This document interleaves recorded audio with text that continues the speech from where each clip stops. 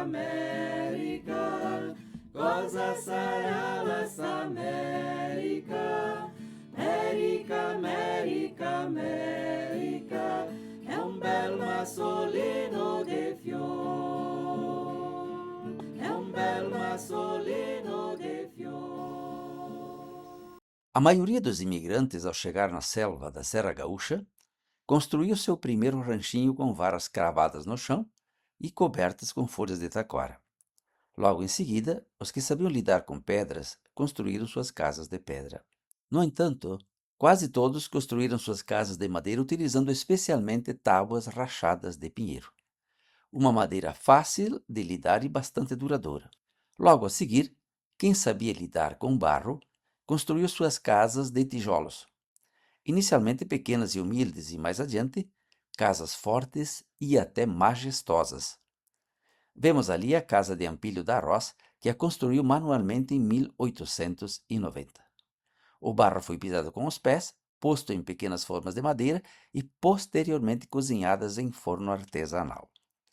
Foi uma das primeiras casas de tijolos construídas na região. A primeira ele a construiu à beira do rio. Veio uma enchente e alagou o porão. Ampílio era carpinteiro e foi morar em Concórdia, Santa Catarina. Foto de 2009. Em 1950, a casa foi demolida e os tijolos reutilizados. A construção à direita é feita com tijolos originais. A parte da esquerda, que é a cozinha, foi construída com tijolos feitos em olaria. Os imigrantes deviam conhecer bem a técnica de fazer tijolos à mão, porque se ficassem crus, debruariam logo a seguir. E se os cozinhassem demais, ficavam chamuscados e podiam facilmente rachar. Deviam cozinhar os tijolos no ponto certo. A mesma casa, fotografada em 2025. Casa de Edília da Roz, linha Marquês do Herval, Fagundes Varela. Essa casa foi construída lá por 1953, foi feita em duas partes. A esquerda foi posterior, a direita foi a primeira parte reconstruída. Aqui é atrás da casa da Roz. Esta foi reconstruída mais tarde, em 1953.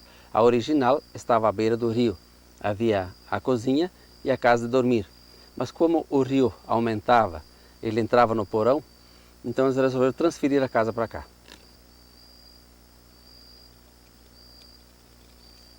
Como é seu nome? Edília da Roz. Nasceu quando? Dia 22 de abril de 1930. Como é que os seus avós, o Sr. Osvaldo da Roz, fez os tijolos para construir a primeira casa aqui? Ele desmanchava o barro com os pés. Esmagava, né? É, esmagava. E depois botava numa forma De madeira. de madeira e depois ele cozinhava e fez a casa. Fez a casa dupla, de dormir Sim. e a cozinha, né? É a cozinha, de separada, assim, por sim. Faz muitos anos, né? Sim, porque o pai casou.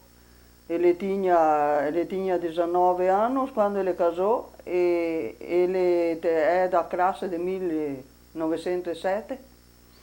E a casa ele ajudou a fazer? A casa já estava feita. Então antes de 1907 a casa já estava feita? Já estava feita, sim.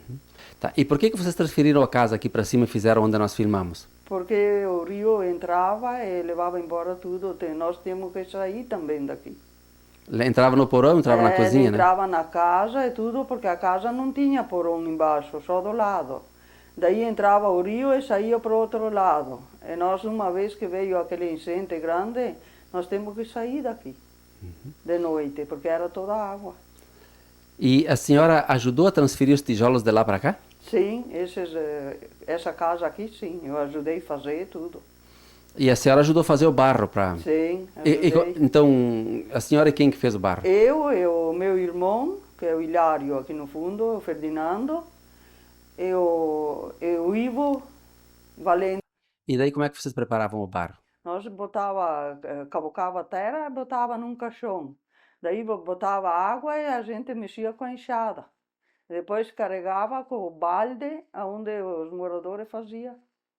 Um A dos pedreiros casa. faziam a casa, né? Sim, Então entre um tijolo e outro tem barro, então. sim, todos os tijolos têm Então barro. vocês não pisaram o barro com os pés, que Não, nem o avô, né? esse aqui não. Da casa nós mexia com enxada. E foi lá pelo ano de 1953, mais ou É, menos, né? mais ou menos sim. É que a senhora Foi, me sim. disse antes, né? Sim. Mas tá ok. Então, muito obrigado pela sua colaboração, viu? Casa da família Ugini. Linha Marquês do Herval, Veranópolis. Hoje é dia 26 de março de 2003. Esses tijolos foram feitos à mão. O barro foi pisado com os pés, colocado em forma e depois cozido. Nós vemos que eles têm um tamanho bastante grande.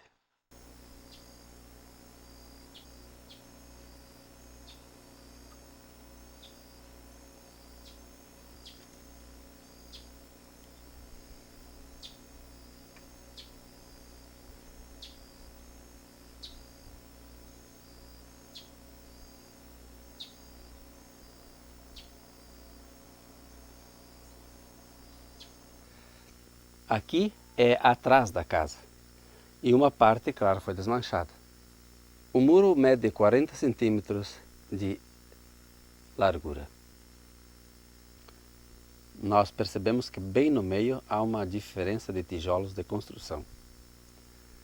Esses à direita parecem mais antigos e são mais debruados.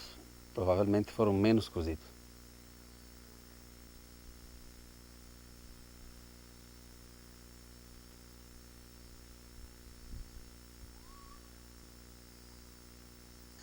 Inicialmente a casa não estava coberta com telhas francesas como é agora, mas com essas telhas que nós estamos vendo ali.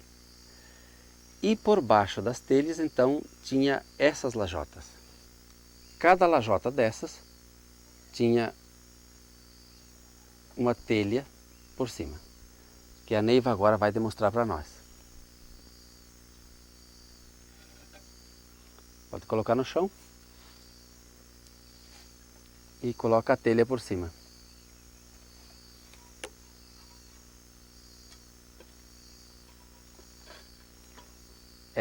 Então havia uma espécie de foro com essas tijoletas e a telha e o copo ficava por cima. Como é seu nome? Neiva. Neiva do quê? Neiva Montanha Valente. E quando é que a senhora nasceu? Dia 30 de outubro. Então a senhora ajudou também a tirar as telhas Não. antigas? Sim. É. Ajudei. Então tinha uma camada dessas lajotas, E depois tinha as telhas em as cima. telhas por cima. E por que vocês tiraram? Porque estava tudo podre, né? Estava Ia caindo? Cair. E o que sustentava as lajotas? Era madeira ou era o quê? Eu acho que sim, que era madeira. Madeira, né? A madeira foi apodrecendo e as lajotas começaram a cair. E aí eu encaixo na madeira então, para sustentar também a janela. Aqui é o interior da casa. Atualmente é um depósito de cereais e outros produtos agrícolas. Aí as cebolas em arestas.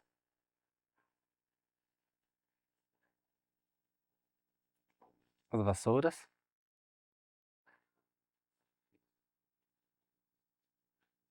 E os tijolos. Entre um tijolo e outro, a argamassa é de barro mesmo. Onde era o quarto, agora é depósito de milho. Percebem os tijolos, como são grandes.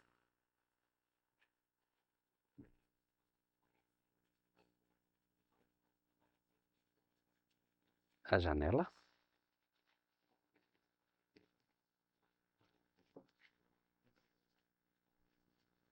E a máquina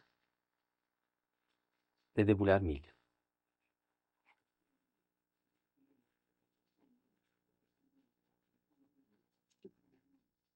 As teias de aranha fazem parte da paisagem também.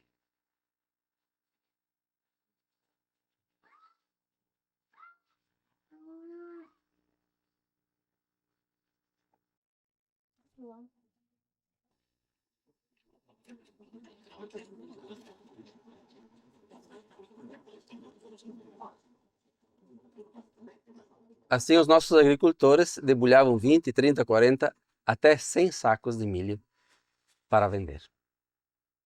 Essa máquina foi uma inovação e a última que precedeu a máquina com motor. Os sabugos eram então guardados para fazer lenhas e brasas para aquecer especialmente ferro de passar roupa. Aí está um selim velho que as mulheres utilizavam para andar a cavalo. Então ele pertenceu a Antônio Valente e sua família. A mulher colocava um pé no estribo e a outra perna entrelaçava esse suporte aí. Aí está a dona Neiva Montanha Valente, montada no selim que nós mostramos anteriormente. Ruínas de um forno onde cozinhavam pão, porquinhos assados, amendoins e assim por diante. Esse forno está perto da casa do Huguinho. Antônio Rampão e suas filhas Rosana e Nelly pisam barro para consertar o forno de assar pão.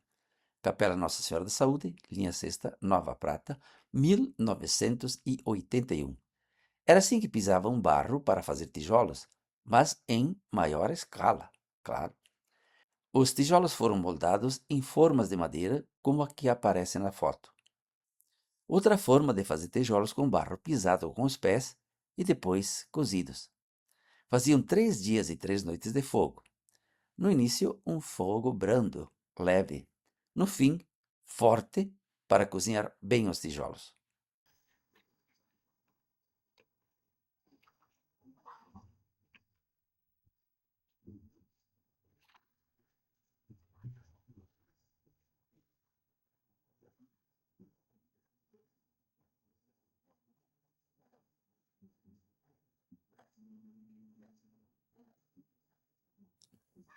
Antônio Costa demonstra como era pisar barro para fazer tijolos. Aqui neste caso, ele está pisando barro para vedar perfeitamente o chapéu no tacho de cobre para destilar e fazer graspa. Pisar barro com os pés para fazer tijolos seguia o mesmo ritual, porém em maiores proporções.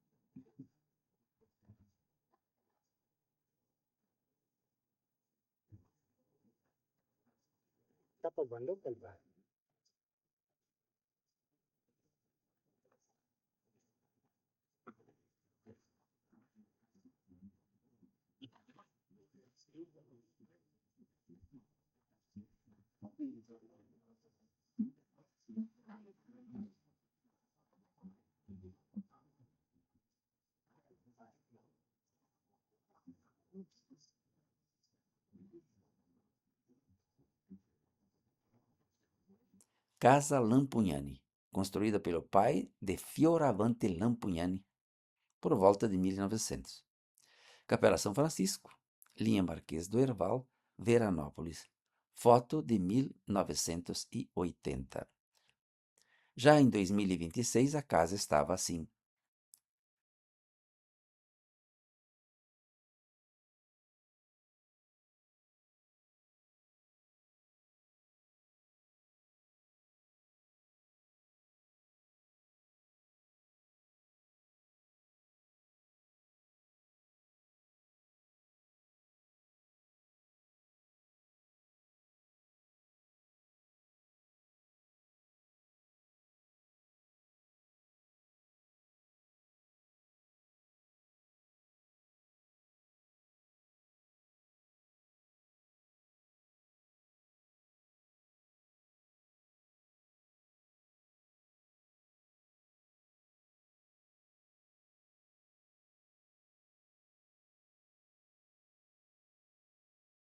Casa de Davi Farenzena, construída artesanalmente por volta de 1895.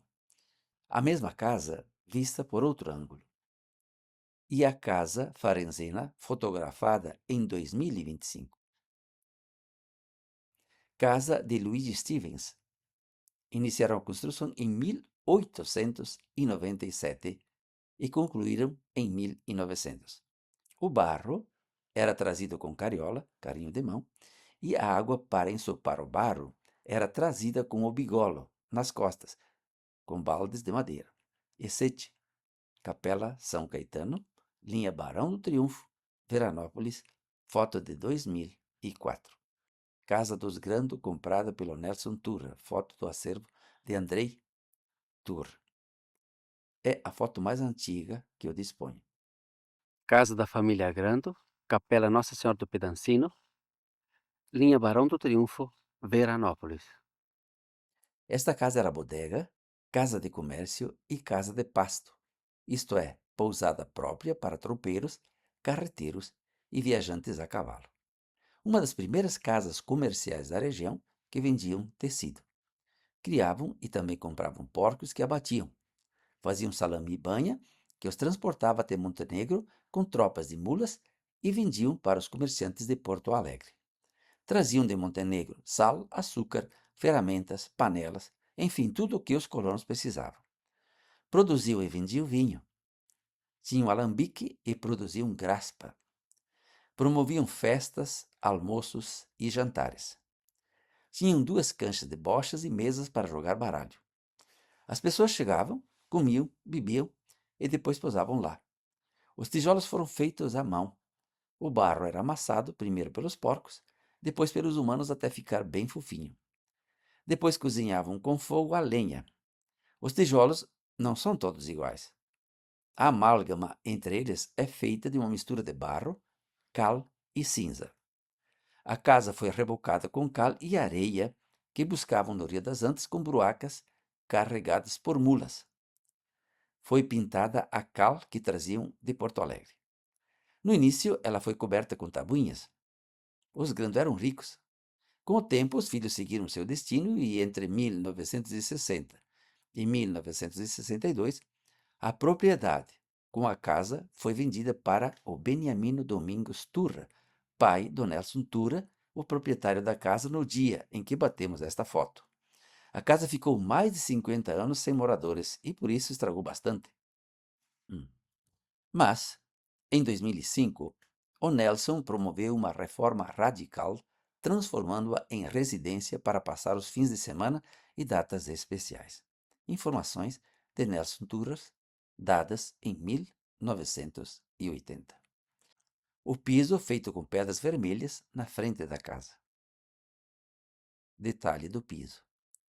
Capitel que usa uma pipa antiga como abrigo da imagem. A mesma casa fotografada em maio de 2026. Casa da família Turra, construída por Giovanni Turra no ano de 1885 a 1890.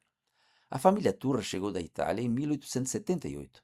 Morou numa casinha de pedra até construir essas 2 casas de tijolos feitas à mão. Primeiro vamos apreciar a casa original. Depois vamos ver a mesma casa recuperada. A família Rocco Turra, no tempo em que a casa era nova. Rocco trabalhava muito e, quando era frio, mandava o cachorro, uma garrafa vazia amarrada no pescoço, até a bodega do Nelson Turra, que ficava longe uns 200 metros. Nelson enchia a garrafa de cachaça e mandava o cachorro de volta. Foto batida na década de 1940. Acervo de Andrei Turra. Escada que conduz ao sótão. Acervo de Andrei Turra.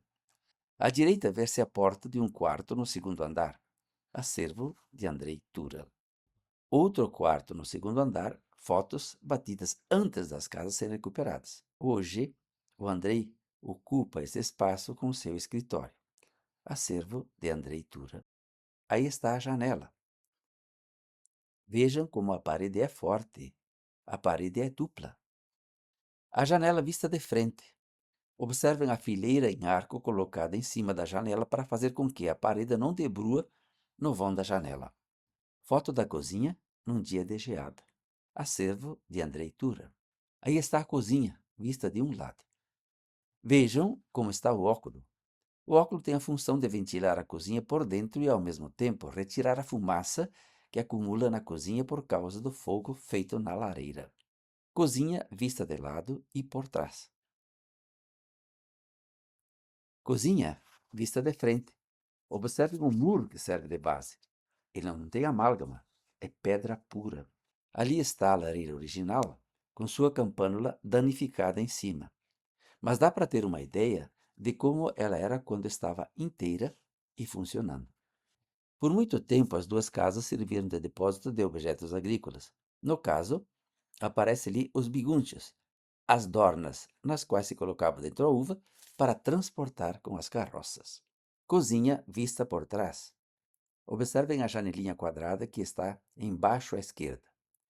Todas essas fotos foram batidas no ano de 2010, quando Alceu Turra era o proprietário.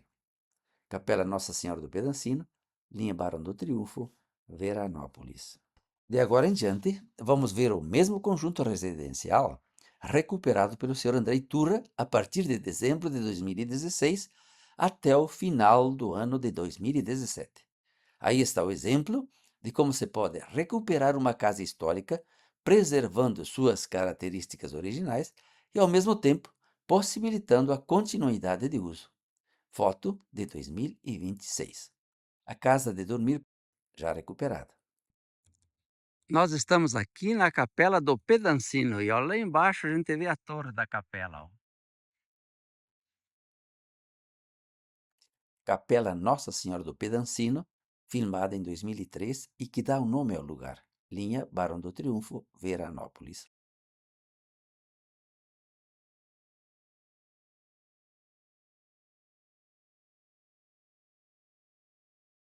A mesma capela em 2025.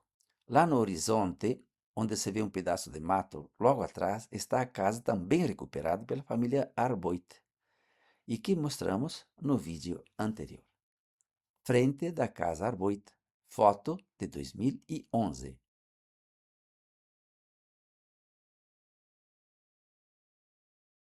Quando é que vocês reformaram aqui a casa? A gente recuperou em 2016 a 2017. E foi por conta de vocês? Sim, total, né?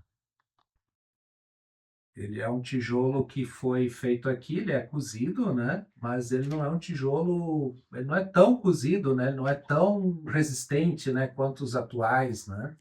E a gente vê que eles são meio tortos, foram feitos manualmente, sem dúvida. É, E o barro pisado com os isso. pés. Formas de madeira, né? Simples, né?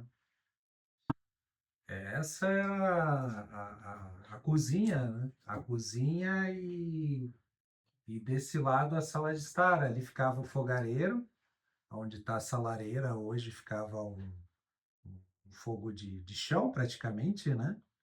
Aquelas madeiras ali são as originais ainda da época, né? Essas do teto aí, né? Isso, tanto as do teto quanto as de suporte ali da lareira. Então aqui onde está rebocado era a cozinha e aqui onde tem os tijolos, então o que que era aqui? Aqui, esse lado era a sala de estar. E o chão, como é que era o chão? O chão é exatamente essas tábuas aqui que tem hoje aqui, são todas originais. Essa aqui, ó. Olha que suporte de vela linda. Esse até cobre, né? Não, ele é todos de madeira. Ah, é madeira, é? É, de madeira. Temos a capelinha. Então como é que eles faziam aqui os tijolos? Diz a lenda, né? As histórias era que, inclusive, tinha uns buracos visíveis mas ali ao lado, onde o pessoal cavava e amassava a terra, né? Uns dizem que eles usavam até porcos, jogavam uns milhos ali no barro, ali os porcos ficavam para cima e para baixo ali, acabava amaciando o barro e tirando um pouco o trabalho manual de amassar, né? Mas isso Não, isso é verdade. Eles jogavam grãos de milhos, os porcos procuravam os milhos e amassavam o barro. Então não precisava pisar todo ele com os pés. Isso. Isso aí. Nós estamos vendo ali um buraco ali da cozinha, né, do lado da lareira por dentro, né? E esse buraco servia, tinha uma tábua para o lado de fora e botavam o queijo para secar, para pegar sol. Aí está a fonte que abastecia a família Tur. Hoje está revestida, mas naquele tempo eles vinham buscar água ali com baldes de madeira. Onde tem essa pitangueira ali, Isso, é que estava o buraco onde eles cavavam o barro e faziam os tijolos. fazia os tijolos. É. Agora não se Justamente. vê mais nada, mas era aqui. Mas é Isso. banhado, né? É banhado. Sim, aí sim foi aberto um valozinho para justamente para sair. A água, né? Sim. Casa feita com tijolos caseiros da família Grando. Proprietário atual é o Celito Grando. A sala e os quartos foram construídos por Ângelo Grando em 1940. Já a cozinha foi feita em 1951. Capela Santo Antônio, linha Júlio de Castilhos, Veranópolis, 2004. Aos poucos foram surgindo olarias de cunho comercial. Na foto vemos o início da olaria de Carlos Cecato, situada na Capela Nossa Senhora da Saúde, linha Imoré, atual Vila Flores. Na foto vemos duas mulas que puxam um timão que faz girar pás de madeira dentro de um tonel de ferro para amassar barro e depois fazer tijolos em formas manuais. Acervo de Benedita e Jacir Cecato. Não temos informação do ano em que a foto foi batida.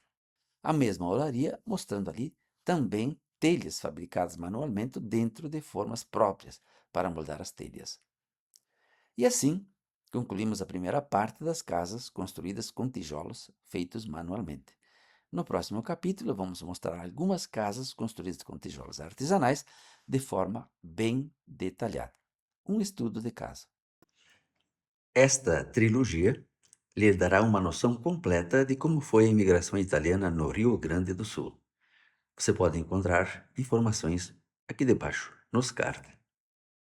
Se você gostou desse vídeo, deixe seu like, se inscreva no canal e compartilhe com seus amigos. Muita gente gostaria de assistir esses vídeos, mas não sabem que existem. Então compartilhe com eles. E sábado próximo, às 20 horas, nos encontraremos novamente